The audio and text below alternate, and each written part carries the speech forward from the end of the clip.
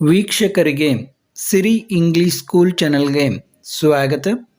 ಈಗ ಇಂಗ್ಲಿಷ್ನಲ್ಲಿ ಸಾಮಾನ್ಯವಾಗಿ ದಿನನಿತ್ಯ ಉಪಯೋಗಿಸುವ ಪದಗಳನ್ನು ಕಲಿತಾ ಇದ್ದೀವಿ. ಇದರಲ್ಲಿ ಆನ್ ಅಂಡರ್ ಮೇಲೆ ಕೆಳಗೆ, ಇನ್ಸೈಡ್ ಔಟ್ಸೈಡ್ ಒಳಗೆ ಹೊರಗೆ, ಅಬೋ ಬಿಲೋ ಮೇಲ್ಗಡೆ ಕೆಳಗಡೆ, ನಿಯರ್ ಫಾರ್ ಹತ್ತಿರ ದೂರ, ಬಿಫೋರ್ ಆಫ್ಟರ್ ಮೊದಲು ಅನಂತರ ಇಂತಹ ಶಬ್ದಗಳನ್ನು ಯಾವ ರೀತಿ ಉಪಯೋಗಿಸಬೇಕು ಅನ್ನುವುದನ್ನು ಈಗ ನಾವು ನೋಡೋಣ. ನಮ್ಮ ಚಾನಲ್ಗೆ ಸಬ್ಸ್ಕ್ರೈಬ್ ಆಗದವರು ಸಬ್ಸ್ಕ್ರೈಬ್ ಆಗಿ ಮತ್ತು ನಾವು ಮಾಡುವ ವಿಡಿಯೋಗಳನ್ನು ತಪ್ಪದೇ ನೋಡಿ ಸುಲಭವಾಗಿ ಇಂಗ್ಲಿಷ್ ಕಲಿಯಿರಿ. ಈಗ ಆನ್ ಮತ್ತು ಅಂಡರ್ ಇವುಗಳ ಅರ್ಥವನ್ನು ತಿಳಿಯೋಣ. ಆನ್ ಅಂದ್ರೇನು? ಮೇಲೆ. ಅಂಡರ್ ಅಂದರೆ ಕೆಳಗೆ. Television is on the table. ಟಿವಿಯು ಮೇಜಿನ ಮೇಲೆ ಇದೆ. ಇನ್ನು mat is on the floor. ಚಾಪೆಯು ನೆಲದ ಮೇಲೆ ಇದೆ. ಇದೇ ಚಾಪೆ. Photograph is on the wall.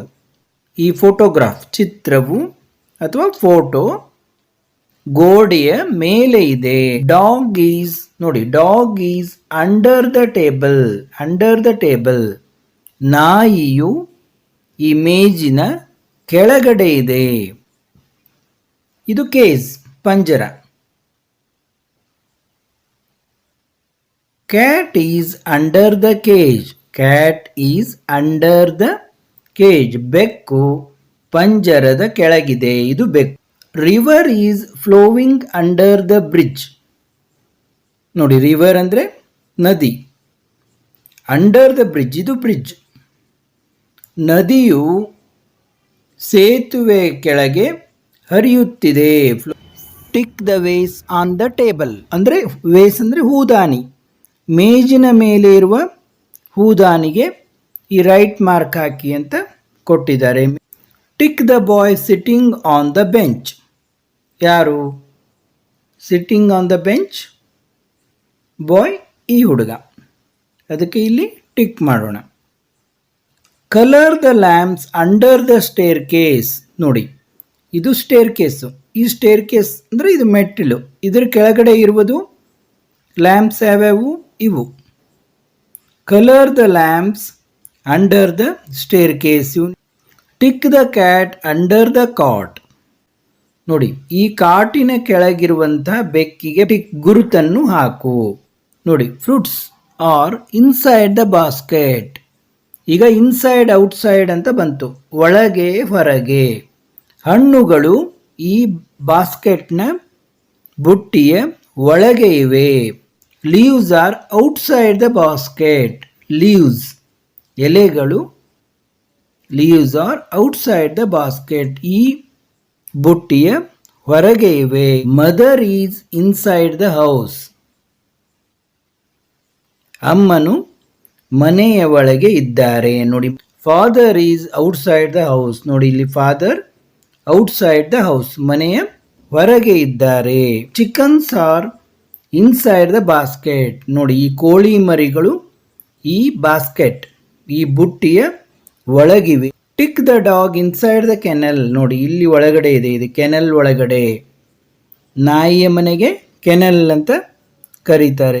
ಗೂಡಿನ ಒಳಗಿರುವ ನಾಯಿಗೆ ಗುರುತು ಹಾಕಿ. Tick the flower pot inside the house. ನೋಡಿ, ಇವೆರಡು ಹೊರಗಡೆ ಇವೆ. ಈಗ ನಾವು ಒಳಗಿರುವಂಥ ಇದಕ್ಕೆ ಟಿಕ್ ಹಾಕಬೇಕು. Tick the fruit inside the basket. ನೋಡಿ, ಈ ಬಾಸ್ಕೆಟ್ ಒಳಗಿರುವಂಥ ಬುಟ್ಟಿಯ ಒಳಗಿರುವಂಥ ಹಣ್ಣಿಗೆ ಟಿಕ್ ಮಾರ್ಕ್ ಹಾಕಿ ಅಂತಾರೆ. Tick the children outside the cart. ನೋಡಿ, ಇದು ಕಾರ್ಟ್, ಈ ಬಂಡಿ. ಈ ಬಂಡಿಯ ಹೊರಗಿರುವ ಮಕ್ಕಳಿಗೆ ರೈಟ್ ಮಾರ್ಕ್ ಹಾಕಿ ಅಂತಂದಿದ್ದಾರೆ. Above below. ನೆಕ್ಸ್ಟ್ ಏನು ಓದ್ತಾ ಇದ್ದೀವಿ? ಮೇಲೆ ಕೆಳಗೆ. Eyes are below the eyebrows. ನೋಡಿ, ಐಬ್ರೋಸ್ ಅಂದರೆ ಹುಬ್ಬು ಇಲ್ಲಿವೆ. ಐಸ್ ಕಣ್ಣುಗಳು. ನಿಮಗೆಲ್ಲ ಬಾಡಿ ಪಾರ್ಟ್ಸ್ ಗೊತ್ತಿರಬೇಕು ಅನ್ಕೋತೀನಿ. ಹುಬ್ಬುಗಳ ಕೆಳಗೆ ಕಣ್ಣುಗಳು ಇವೆ. Eyes are below the eyebrows, ಹುಬ್ಬುಗಳ ಕೆಳಗಡೆ ಕಣ್ಣುಗಳು ಇವೆ. Mouth is below the nose, mouth is below the nose, ಬಾಯಿಯು ಮೂಗಿನ ಕೆಳಗೆ ಇದೆ, ಮೂಗಿನ ಕೆಳಗೆ ಬಾಯಿ ಇದೆ.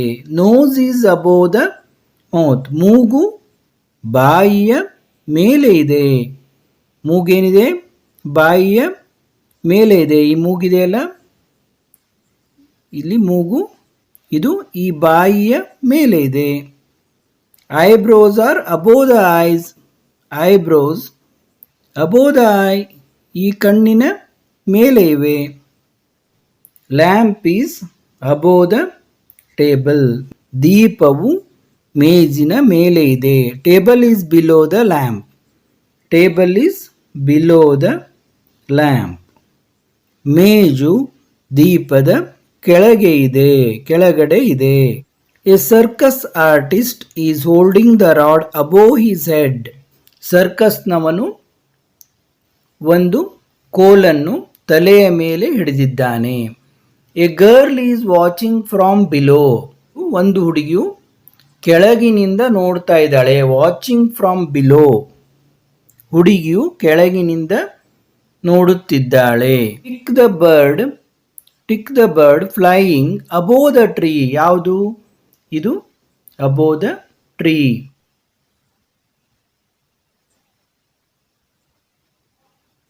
ಇದು above the tree.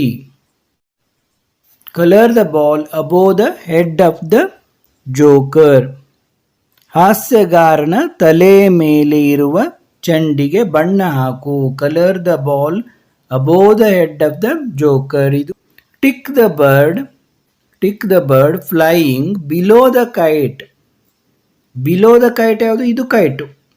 Below the kite bird ಯಾವುದು? ಇದು. ಆದ ಕಾರಣ ಗಾಳಿಪಟದ ಕೆಳಗೆ ಹಾರುತ್ತಿರುವಂಥ ಹಕ್ಕಿಗೆ ಟಿಕ್ ಮಾಡಿ ಎಂದಾಗ ಇದಕ್ಕೆ ಮಾಡಬೇಕು ನಾವು. Tick the butterfly, tick the butterfly below the flower, ನೋಡಿ ಹೂವಿನ, ಇದು ಹೂವು ಫ್ಲವರ್, ಇದರ ಕೆಳಗಿರುವಂಥ ಬಟರ್ಫ್ಲೈ, ಅದಕ್ಕೆ ಟಿಕ್ ಮಾಡಿ ಎಂದರೆ ಇಲ್ಲಿ ಟಿಕ್ ಮಾಡಬೇಕು.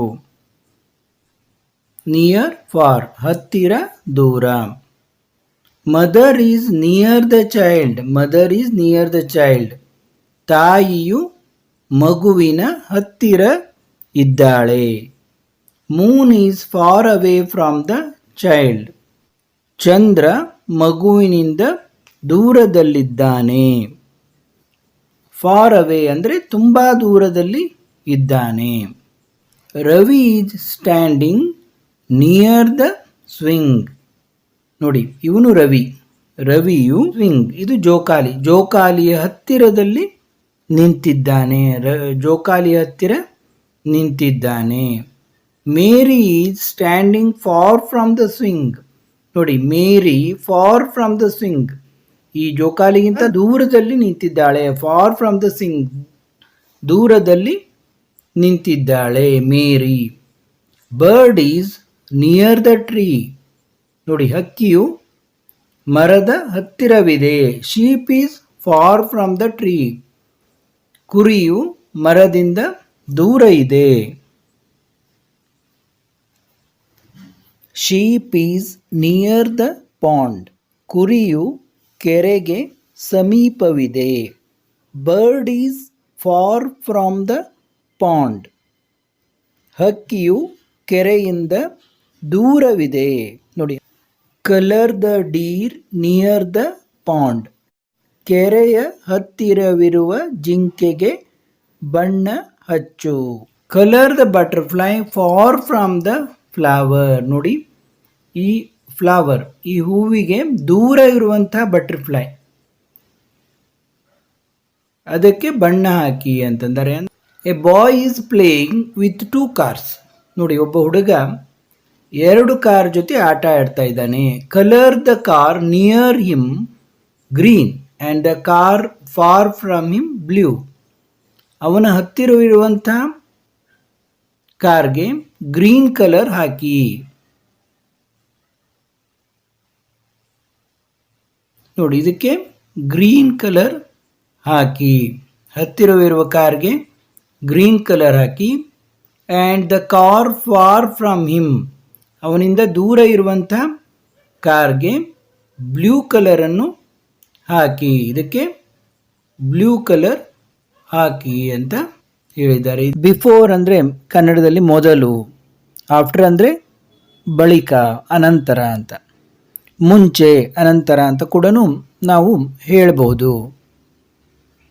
ಕ್ಯಾಂಡಲ್ ಬಿಫೋರ್ ಲೈಟಿಂಗ್, ಈ ಚಿತ್ರ ನೋಡಿ, ಒಂದನೇ ಚಿತ್ರ ಎಡಗಡೆದು. ಕ್ಯಾಂಡಲ್ ಬಿಫೋರ್ ಲೈಟಿಂಗ್, ಉರಿಯುವುದಕ್ಕಿಂತ ಮೊದಲಿನ ಮೇಣಬತ್ತಿ, ಉರಿದ ನಂತರದ ಮೇಣಬತ್ತಿ. ಫ್ಲವರ್ ಪಾಟ್ ಬಿಫೋರ್ ಲೈಟಿಂಗ್, ನಮ್ಮಲ್ಲಿ ಕುಡಿಕೆ ಅಂತ ಅಂತೀವಿ ನಾವು. ಉರಿಯುವುದಕ್ಕಿಂತ ಮೊದಲಿನ ಕುಡಿಕೆ, ಉರಿದ ನಂತರದ ಕುಡಿಕೆ, ಅಥವಾ ಬೆಳಗಿದ ನಂತರದ ಕುಡಿಕೆ ಅಂತಲೂ ಹೇಳ್ಬೋದು. ಲೈಟಿಂಗ್ ಅಂತ ಇದೆ, ಉರಿಯುವುದು, ಬೆಳಗುವುದು ಅಂತ ನಾವು ಇದನ್ನು ಹೇಳ್ಬೋದು. Wash the mango before eating, ನೋಡಿ ಈಗ ಮ್ಯಾಂಗೋ ಸೀಸನ್ ಇದೆ. Wash the mango before eating, ತಿನ್ನುವುದಕ್ಕಿಂತ ಮೊದಲು ಮಾವಿನ ಹಣ್ಣನ್ನು ತೊಳೆಯಬೇಕು. Eat the mango after washing, ತೊಳೆದ ನಂತರ ಮಾವಿನ ಹಣ್ಣನ್ನು ತಿನ್ನಬೇಕು. ತೊಳೆದ ನಂತರ ಮಾವಿನ ಹಣ್ಣನ್ನು ತಿನ್ನಬೇಕು. ಇನ್ನು tick the activity that comes before, ನೋಡಿ ಇಲ್ಲಿ 2 ಚಿತ್ರ ಕೊಟ್ಟಿದ್ದಾರೆ, ಯಾವುದು ಮೊದಲು ಅಂತ. ನೋಡಿ ಇಲ್ಲಿ ಮಲಗಿ ಹೇಳ್ತಾ ಇದ್ದಾಳೆ, ಇದು ಮೊದಲು. ಎದ್ದ ನಂತರ ಇಲ್ಲಿ ಹಲ್ಲುಜ್ಜುತ್ತಾ ಇದ್ದಾಳೆ.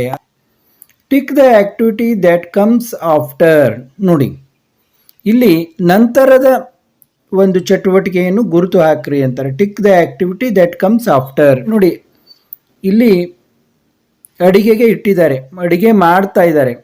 ಅಡಿಗೆ ಮಾಡಿದ ನಂತರ ನಾವು ಇಲ್ಲಿ ಊಟ ಮಾಡ್ತೀವಿ, ಆದ ಕಾರಣ ಯಾವುದು ಆಫ್ಟರ್ ಇದ್ದದ್ದು ಇದನ್ನ ನಾವು ಟಿಕ್ ಮಾಡಬೇಕು. ಇಲ್ಲಿಗೆ ಈ ಪಾಠವನ್ನು ಮುಗಿಸ್ತಾ ಇದ್ದೀನಿ. ಮತ್ತೆ ಮುಂದಿನ ಪಾಠದೊಂದಿಗೆ ಭೇಟಿಯಾಗೋಣ.